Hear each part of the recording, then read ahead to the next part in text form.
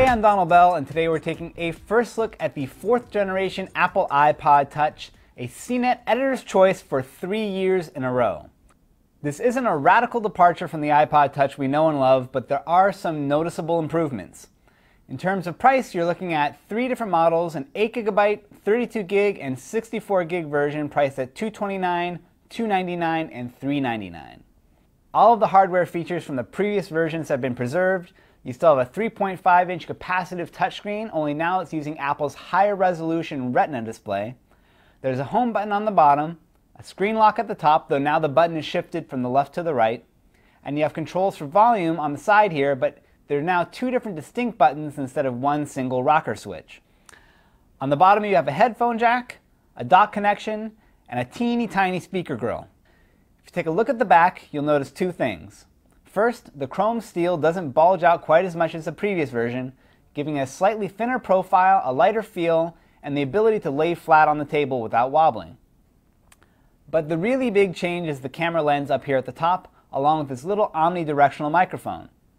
This is an HD video camera that can capture 720p footage at 30 frames per second. Just like the iPhone, you can use the built-in editor to trim your video clips or spend an extra $4.99 on an iMovie app with more advanced features. The camera takes still frames too, but the camera quality isn't nearly as good as the iPhone 4. Now, if that weren't enough, Apple is also giving you another video camera on the front with a lower resolution. You can use this same camera for snapping self-portraits, but its main purpose is for making video calls using Apple's Facetime app.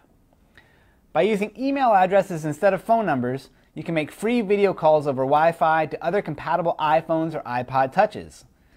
It's a cool feature, it works well, and Apple puts the new app right here at the top of the menu.